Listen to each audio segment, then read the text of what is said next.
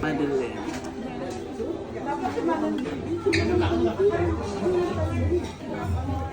You will.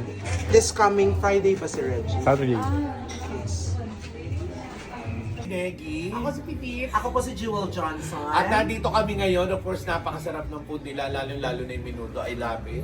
Dito lang po yan sa Chow Kenny. Dito masarap kumain sa Chow Kenny. Okay, nako, ayan na yung mga kapamilya natin dito po sa Edmonton. Nako, kung gusto po ninyo ng bandingan, barkada, family, nako, ito ang tamang lugar na pupuntahan po ninyo. Masarap ang pagkain. Plus, napaka-accommodating, of course, si Miss Madeline. Thank you, Miss Madeline. Yes. Ano nga kanta ni Miss Madeline? Madeline, Ang iyong paligid.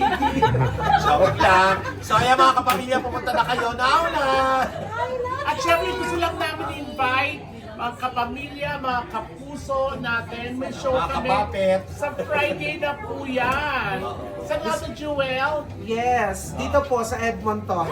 sa St. Basil Cultural Center. At available na po ang tickets namin, kaya yung mga wala pang ticket dyan, ako, syempre manood muna kayo ng concert namin. After nyan, ako dito tayo kumain, magsama-sama Sa Chow tayo. Kenny. Sa Chow Kenny. Kaya naman bumili na kayo nandyan po sa post ng ano na to, yung tickets, kung paano nyo po makukuha. Kaya naman mga kapamilya, last na to.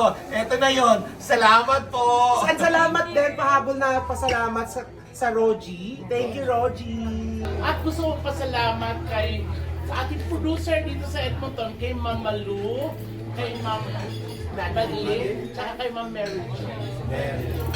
Yung bang kaganda ng pangalan? Oh, Triple M. Saka si Mama ay wala na hindi. At si Ma'am R.